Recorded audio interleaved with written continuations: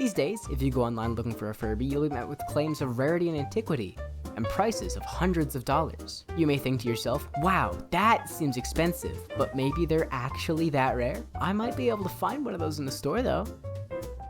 But in the rare case you do somehow find one in the store, it's likely a resold 2012 Furby with a price even worse than the price of its online counterpart.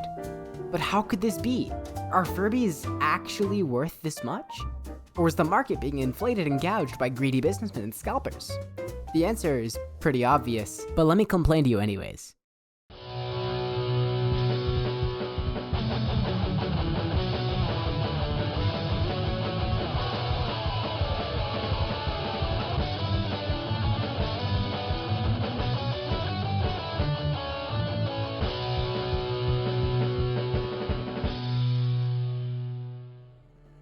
Furbies online are more often than not sold at hundreds more than they're actually worth. I call this phenomenon the Furby tax. It's nothing new though. Stuff like this has been seen time and time again with many a fad or craze. Beanie Babies in the 90s or Labubus a few months ago. The difference between Furby inflation and Labubu inflation though, is that the Furby market has been the way it is for years. Some mysterious force keeps raising the Furby tax. The prices keep going up, and it's getting harder and harder to get your hands on anything even remotely attached to the IP. It's a hard time to be a Furby fan. While I obviously couldn't find a definitive first use of the Furby tax, I'm fairly confident it's been affecting the market for as long as 90 toys have been seen as antique and vintage, so probably sometime in the 2010s. As with all vintage things, they're priced for more than they were sold for, with the price going up as it gets older. That's not too crazy, that's pretty common actually. So is that it? Are Furbies just expensive because they're old? How could that be when there's been new Furby models made as late as 2023, with new ones still being manufactured? And they're all subject to the Furby tax too. That hardly seems vintage. Oh, the millennials. Truly the most hated generation. Nobody older than them likes them. Nobody younger than them likes them. They barely even like themselves. Nearly half of millennial culture is focused on nostalgia, and what's more nostalgic to someone born in 1990 than their favorite childhood toy? Now that they're adulting and have real adult money, they could probably get their hands on a Furby and put it on their shelf. And there it is, the first wave of demand for Furbies. They weren't making 1998 Furbies in the 2010s, so the supply was stagnant. What do you do when you have nearly infinite demand and stagnant supply? High school level economics. You raise the prices. Suddenly, the 1998 and 1999 Furbies went from $50 to $75. A small price to pay for the epic childhood nostalgia toy. I really hope you could hear the fact that I raised my pointer finger for that.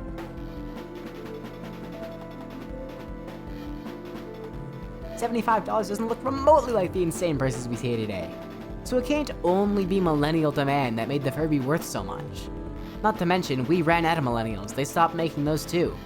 There's only so many of them now, and they're too worried about painting everything in their houses brown, gray, and beige to spend money on stupid things like Furbies. Speaking of spending money, while I still have your attention, this video is sponsored by David's Tea. If you're a Canadian who drinks tea at all, you've probably had theirs before. They're in, like, basically every store ever up here. At least up here.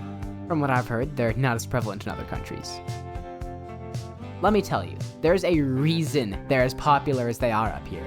And right now, they're giving 10% off on their online store if you sign up for their free newsletter.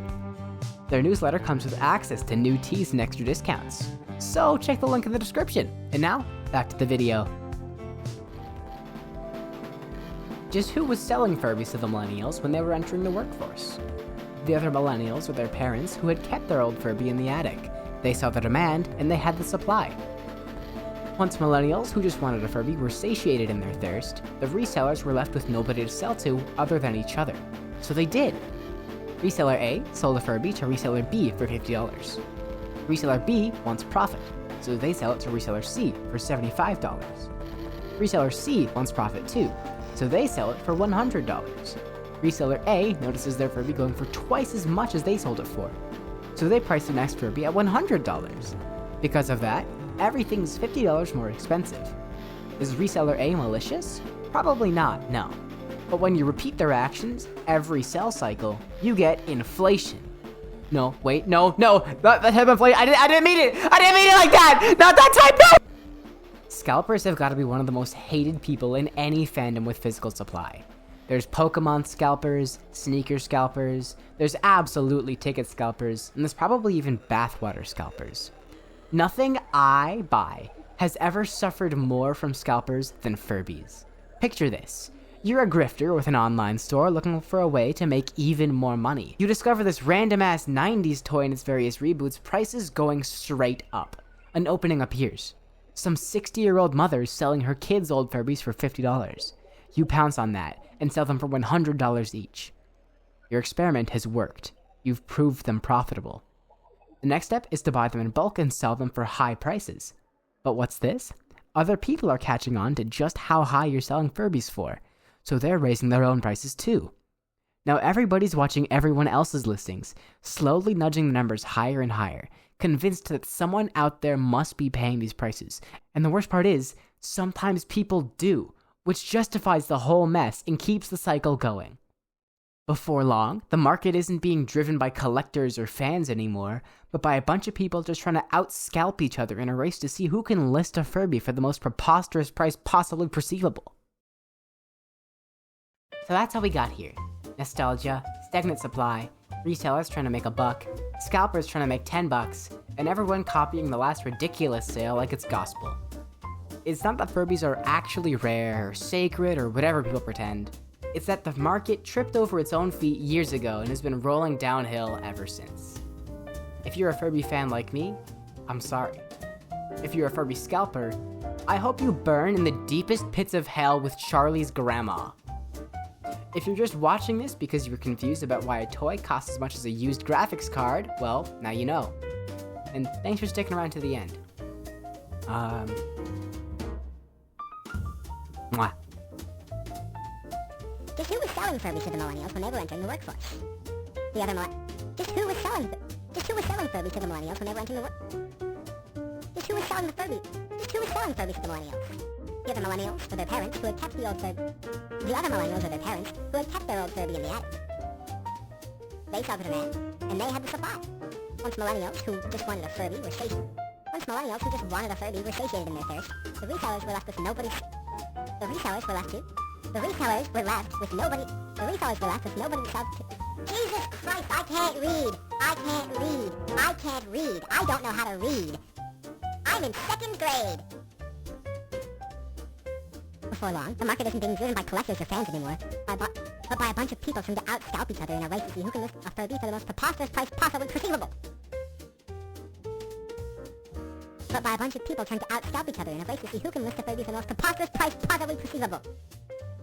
the most preposterous price possibly perceivable. Preposterous price possibly perceivable. But for the fucking line, bro. But for the most preposterous price possibly perceivable. But for the most preposterous price possibly perceivable.